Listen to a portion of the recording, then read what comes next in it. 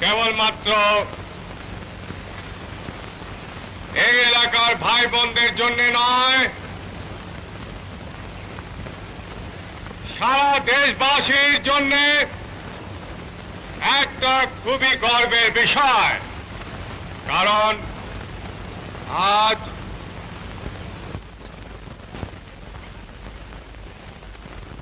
কাসাদা খাল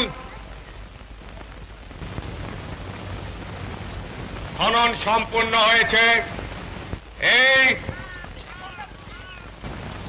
খালের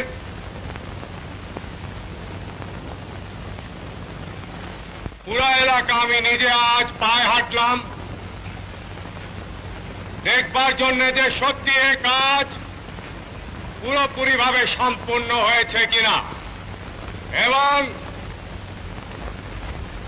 আমি নিজে জানি, নিজে দেখেছি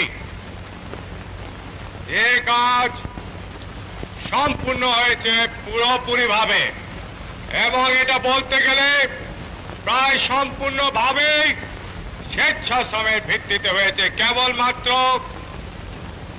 100 মণ গম এবং 20,000 টাকা দেওয়া হয়েছে।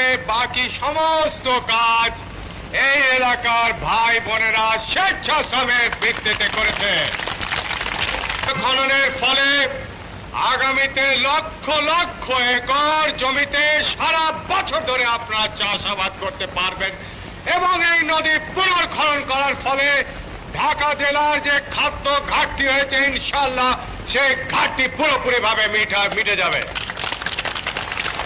যে সব এলাকাতে এইভাবে পানি নিয়ে যাওয়া যাবে না, সেই সব এলাকাতে নতুন খাল খনন করতে হবে।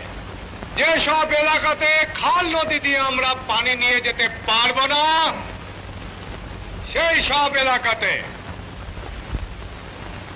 সেচের ব্যবস্থা করতে হবে গভীর এবং অগভীর নলকূপ দিয়ে।